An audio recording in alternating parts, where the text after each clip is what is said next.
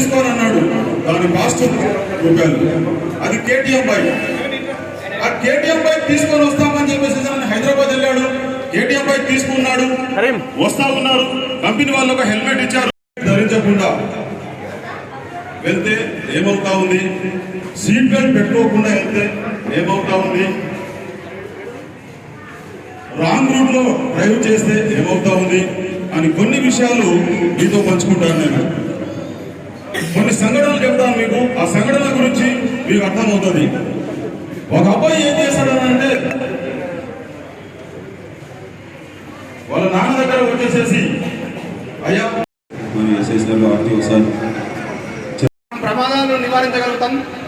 దీన్ని మన గవర్నమెంట్ అదేవిధంగా తెలంగాణ డీజీ గారు ప్రతిష్టాత్మకంగా తీసుకొని ఎరైవ్ అనేటువంటి ప్రోగ్రామ్ని కండక్ట్ చేయడం జరుగుతుంది. దీంట్లో మనందరం కూడా భాగస్వాములకు కావాలి.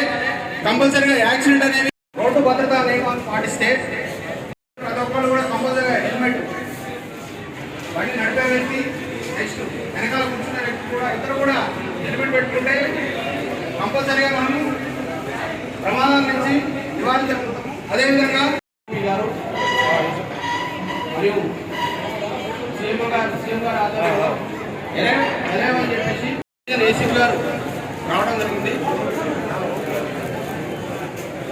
సార్ వేదిక మీద కూర్చోవలసింది వచ్చింది. అదేవిధంగా మన ఏఎంబీఏ గారు రావాల్సింది వచ్చినాము. కూర్చోబెట్టదు ఎక్కువ లెఫ్ట్ రైట్ అనే ఆటో స్టీరింగ్ దగ్గర కూడా పెట్టుకుంటారు అనమాట. ఎట్టి పరిస్థితుల్లో కూడా లిమిటెడ్ పర్సన్స్ 3 or 4 మెంబర్స్ మాత్రమే కూర్చోబెట్టుకోవాలి. ఎక్కువ ఓవర్లోడ్తో అనవసరంగా యాక్సిడెంట్ గురవుతాము. దానివల్ల ఆటో వాళ్ళు కంపల్సరీగా చెప్తున్నాం, మీరు కూడా ఒక వేరే ఆటో ఎక్కుతారు వాళ్ళు, మీ ఆటోలోనే ఎక్కాలి, ఎంతమందిని ఎక్కించుకోవాలి. ఒక ఆటోలో 8 మందిని 10 మందిని ఎక్కించుకుంటే అనవసరంగా యాక్సిడెంట్ అయితే కాబట్టి కంపల్సరీగా లిమిటెడ్ పర్సన్స్ మాత్రమే ఎక్కించుకోండి. ఓకే. ప్రతినిధులు మరియు పత్రికా మిత్రులు అందరికీ పేరు పేరున నమస్కారాలు. ఈరోజు మన డీజీ గారు అరైవ్ అలైవ్ ఈ ప్రోగ్రామ్ని ప్రారంభించారు. దీన్ని ఎందుకు అంటే, సారు మనము ప్రతి సంవత్సరము ఈ సేఫ్టీ వీక్ పెట్టి, అది సేఫ్టీ వారంలో కూడా సరిపోవట్లేదు. దాన్ని మాసోత్సవాలుగా తీసుకొచ్చినాము గత 5 సంవత్సరాల నుంచి. సో నెలంతా కూడా చేస్తే కూడా ఈ ట్రాఫిక్ మీద అవగాహన వస్తలేదు. డీజీ గారు దీన్ని ఒక ఉద్యమం లాగా, ఒక ట్రాఫిక్ అవేర్నెస్, ఒక ఉద్యమం ప్రతి కుటుంబం, అంటే తెలంగాణలో ప్రతి కుటుంబానికి కూడా ఈ మెసేజ్ చేరాలి. రోడ్డు యూజర్స్ అంటే మనమందరం రోడ్డుపై వచ్చేటప్పుడు ఏ విధంగా ఉండాలి,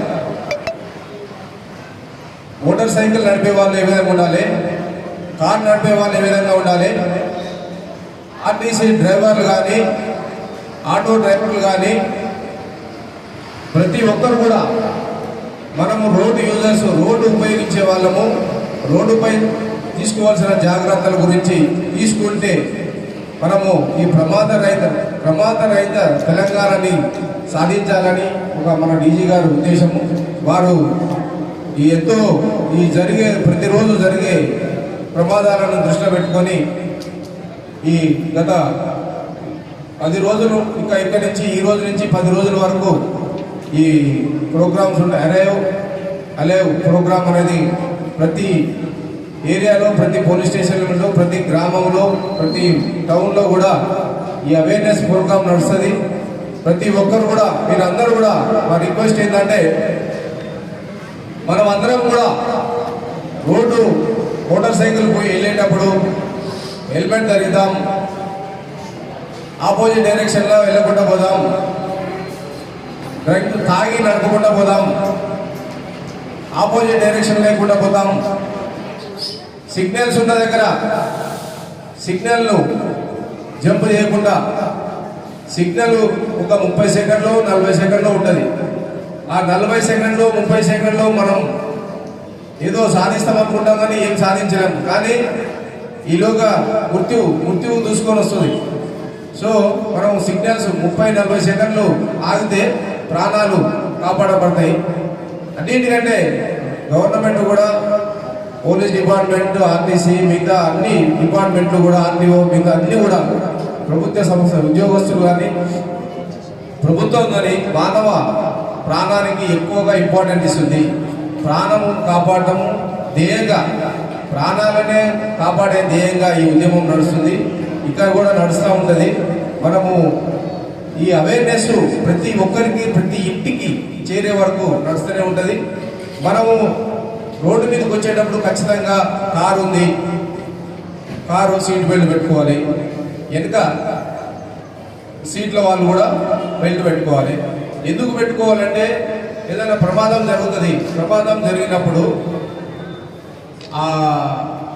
మన హరికృష్ణ గారు ఆయన గత 30-40 సంవత్సరాల నుంచి ఆయన డ్రైవింగ్లో బాగా పర్ఫెక్ట్. అయినా కానీ ఆయన రోడ్డు ప్రమాదంలో చనిపోయాడు. ఆయన చేసిన తప్పిదం ఏంటంటే సీట్ బెల్ట్ పెట్టుకోలేదు. ఆ సీట్ బెల్ట్ పెట్టుకోకపోవడం వల్ల ఒక్కటేసారి వాటర్ బాటిల్ కోసం ఇట్లా తీసుకోపోయాడు. పక్కన డివైడర్ తగిలింది, డివైడర్ నుంచి మిర్రర్ నుంచి పడిపోయాడు. సో మనం అనుకుంటాము జర్నీ చేసేటప్పుడు, ప్రయాణం చేసేటప్పుడు ఆ 80 సీటు 100 స్పీడ్లో పోయేటప్పుడు ఏం జరుగుతుందో చెప్పలేము. మనము అనుకుంటాము, అప్పుడప్పుడు పేపర్లో కూడా చదువుతుంటాము, ఫ్లైట్కు పక్షి వచ్చి కొట్టడం వల్ల విమానానికి దెబ్బ తగిలింది, అది ల్యాండ్ కావాల్సి వచ్చిన పరిస్థితి ఉంటుంది. అంటే